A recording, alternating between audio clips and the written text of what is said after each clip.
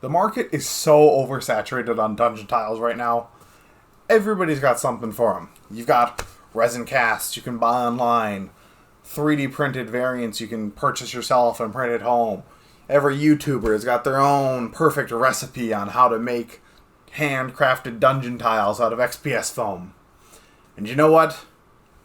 I'm no exception. That's right. Today I'm going to show you how I make my perfect set of dungeon tiles. And we'll walk you through kind of how I did this and kind of what I was going through in my head as I was making all of these decisions. So, to get started, what kind of rubric do I use to judge my dungeon tiles? My big requirements: interlocking, modularity, and the ability to handcraft them. Now, interlocking, we've got a fork in the road here. We can go with the lock system, or we could do magnets. Now, the lock system has a lot of strength to it. The primary one being its strength. They hold together really well. You're not going to bust them apart. I think the biggest downside to them is that they're a little clunky to use. You really have to pre-plan out the dungeon beforehand, as you basically have to assemble them in rows and then stick them all together from there. Now, magnets have a big advantage in convenience and speed. You can really just throw them down quickly and set them up into any orientation you want. Magnets make it really easy to add and remove tiles at will. And that convenience and speed is what's going to win them out for me. Also, magnets. Specifically, we're going to be using 4mm by 2mm disc magnets. Now, modularity. A lot of tile systems handle modularity by having the wall a part of the tile itself. But I don't have time for that. That's a lot of effort to go into making each tile with each wall, with its corners, and every variation we need. So, I think I have another idea of how I'm going to approach this. What if, on the base of the tile itself, where these magnets connect to each other, there's a bit of a standoff in there. So between each tile, we have about a 1.5mm gap there that we could slide something into. It'll key right into where those magnets are, so it'll hold on to it, so it won't shift around. And then we can glue our wall toppers onto that, but it does raise its own problems. We need them to be able to fit together correctly. We don't want them overlapping or any gaps in our walls. So I think I'm going to need at least two kinds of wall here. I'm going to need one that has a long end on it, so that way it'll cover any of those intersection points. And then all the other ends on the walls are going to have to be shorter, so they come just shy of that. So they butt right up against the longer portions at those intersections. Now, my final requirement is handcrafting. And I'm going to be honest, a lot of that is just a personal preference. I really enjoy crafting things by hand. It's just a satisfying thing to go through. You get to add a lot of personality and your own detail into this. Also, for the convenience of it, if you really just need to quickly throw something together, you can get some foam or some popsicle sticks and just throw together a couple of tiles you need for a one-off situation and have them ready for the game. Also, because I'm a shit 3D modeler. So, all this into mind, I think I'm going to be best off going with a hybrid approach to this. 3D printing the core system itself, the base of the walls, the base of the tiles, and how everything fits together to get a nice uniformity to it. But then handcrafting those toppers to get that personal touch and create a freedom. So with a plan in place, let's move on to AutoCAD. So we got a good idea of the kind of dimensions and everything we want on here. Alright, and that's going to be this first sketch done for us. Now that I know that they're 4mm magnets, I can go ahead and safely say we're going to extrude this guy to 6mm.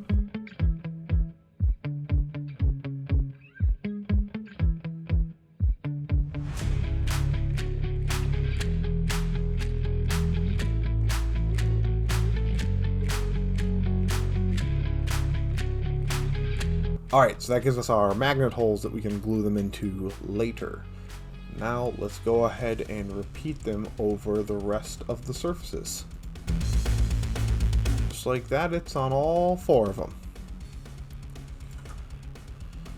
I'm pretty sure that's our base tile done. File save.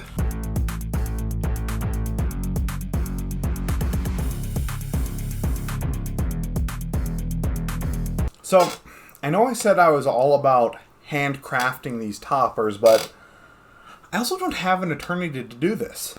So, what if we try molding and casting? Hold on, don't go. It's really not that hard. Here, I'm going to walk you through it step by step. Now, step one of this is going to be making our master. To accomplish this today, we're going to be sculpting some modeling clay, the non-drying variety. I also made myself a couple more handy tools to help with this process. A square cutter that'll fit over our tiles, and then an impression tool so we can get the dungeon grid on there. It's also a handy technique for making some cool cookie cutters, just saying. First thing we're going to do is we're going to roll out our clay to our desired thickness. I suggest somewhere between the 3 and 5 millimeter mark. Any thinner, you're going to have a hard time pouring the resin exactly, and any thicker, you're just going to have a chunky boy. Now, we're going to apply the texture with our various tools, such as tin foil and small rocks. This is another perfect opportunity to be using those green stuff rollers to your advantage. And now we're going to get these ready to cut out. Now, hold on. That's not quite right. Maybe instead of cutting out all of these tiles individually, I should group them up into a clump of 4 of them and, save myself a bunch of time, silicone, and resin. Yeah, I like that idea. Let's run through this again. Alright, now that we got our master, we're going to completely disregard it. Yep. Because I found the best texturing tool for such a task. Rock. The master done, it's on to step 2, and that is going to be making the mold. Now, in my boundless wisdom, I decided to move it over to a piece of foam board to act as the base of our mold box. Now we're going to take our hot glue gun and glue down a couple more strips of foam board to hold the silicone later. We really want a thick bead on these guys because we don't want gaps in there that the silicone could possibly leak under and spill all over the place.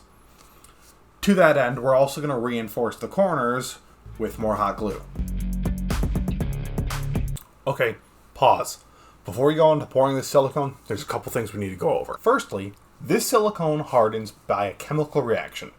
So, its success is entirely determined by how well each parts A and B are shaken and mixed together. Secondly, this process can be inhibited by other chemicals that are present. And certain modeling clays are known to do just that. So, go ahead, do yourself a favor, and do a quick Google search. It's going to save you all kinds of time, money, and heartache. Lastly, leave a little bit of that mixture off to the side so you really know when that silicone is cured. Whatever you do, do not touch that mold, okay? Look at me. You will it up. Because if you touch that mold and that silicone isn't cured yet, you're going to leave a wrinkle in there. Now that wrinkle on the back, that's going to make it impossible to level out that mold. So go ahead, don't walk in my footsteps. Read the instruction and give it plenty of time to cure. Alright, now let's hit our master with a release agent and pour that silicone.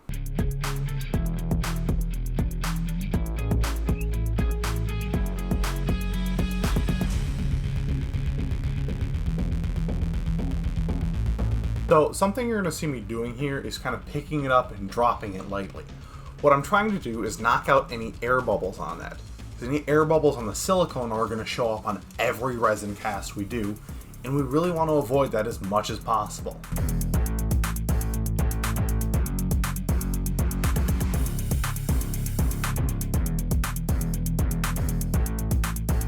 Alright, step 3. Resin. So, first thing we need to do is prepare our newly made mold for casting. So this is going to be coating our mold in a release agent.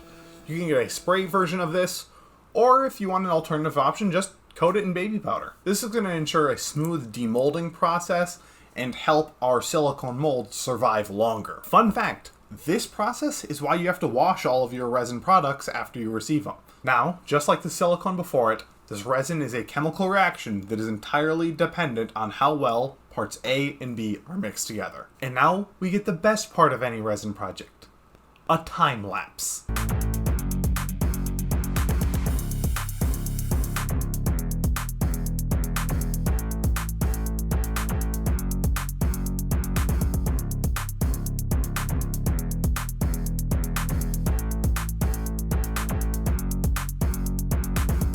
Oh, that was good.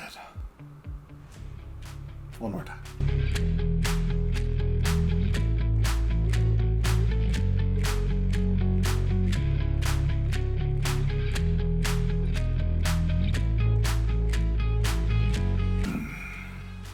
Okay, so for demolding these, I usually give it about 30 minutes to an hour.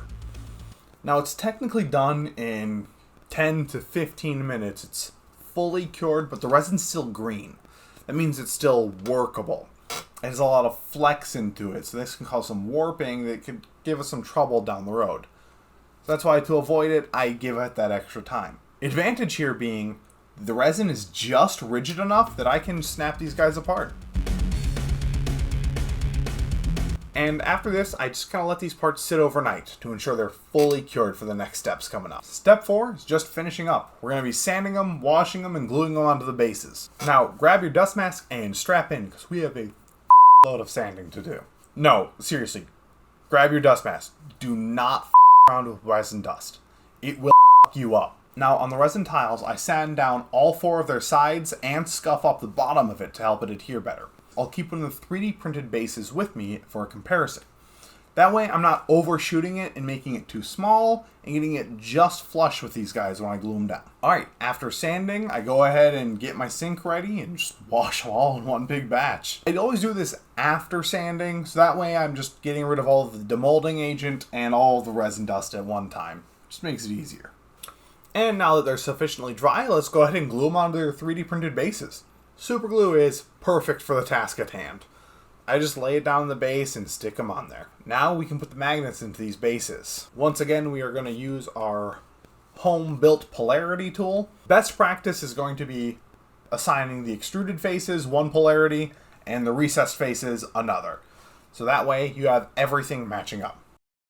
And I don't even use glue here. Honestly, this is a really good fit, and good luck trying to get these out. Now, that's really the meat and potatoes of this project. We're basically there. So why don't we go ahead and speedrun a couple of these finishing processes.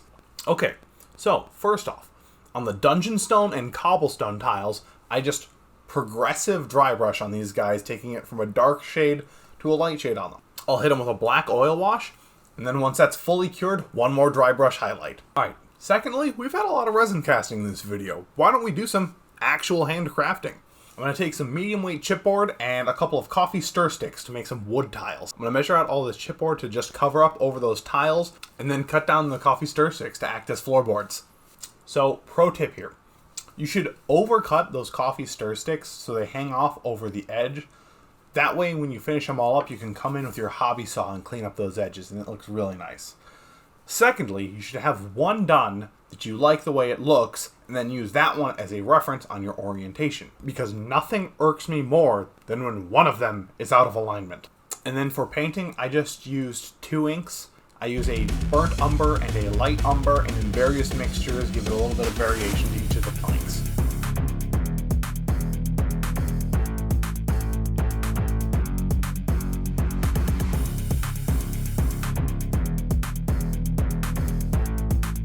Why don't we go ahead and make some outside tiles, touch some grass. So we're going to start this one off by adding a little bit of a sand and grout on it to really vary it up and give it a bit more of an earthy texture.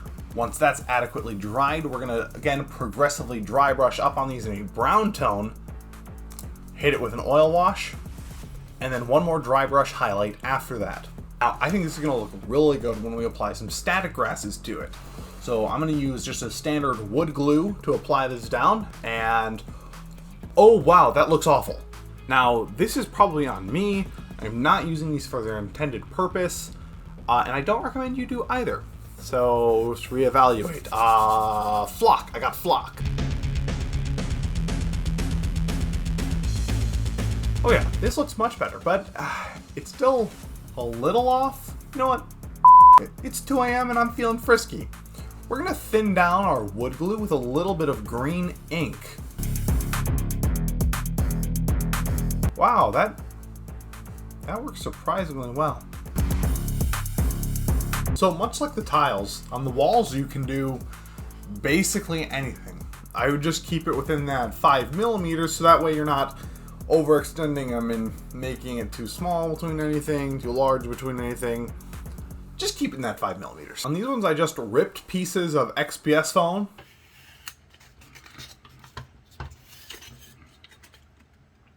This is made much easier with the Proxon. And then gave them some various textures for different things I could see myself using.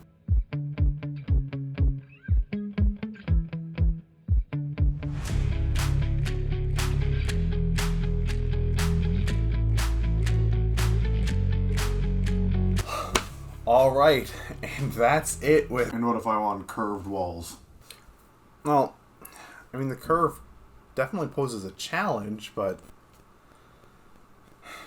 Yeah, I should be able to do it. Okay, so here's the curved wall segment. I designed it so it locks in at the end, so you're only using up half of that tile, so if you wanted to, you could add other things to it and have another corner piece meeting up there. Kind of like the long parts on the straight walls, these curves each have one extended end to cover the intersection and then one recessed end. I recommend printing out a mirror of these as well so you have full functionality of these curved wall pieces. How's that?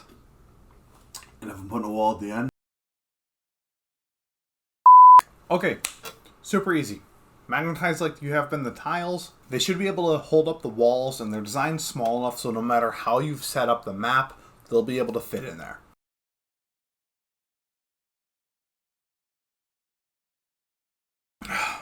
Alright, now that's it.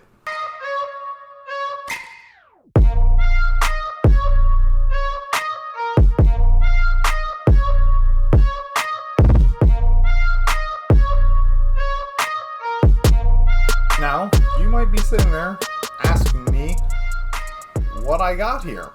And, well, it's definitely not as convenient as 3D printing. It definitely doesn't have the same ease of access that just regular handcrafting does. And it requires a lot more work than just buying resin cast tiles are. So what am I left with?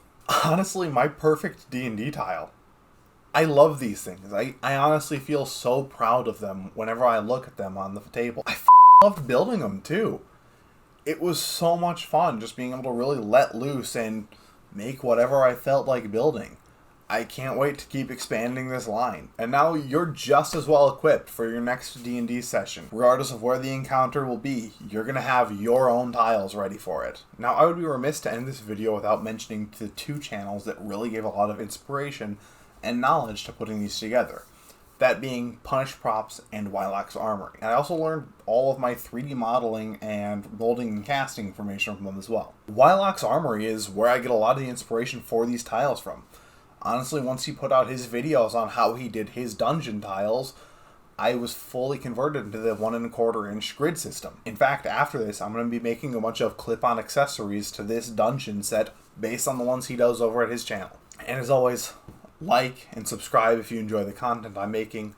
Go ahead and leave a comment about what other dungeon tiles you'd like to see or how you're going to use these on your next tabletop night. Now I'll see you every other Monday on YouTube, or you can check me out on Instagram where I make a couple more posts a week and you see what's going on behind the scenes. Have a good one.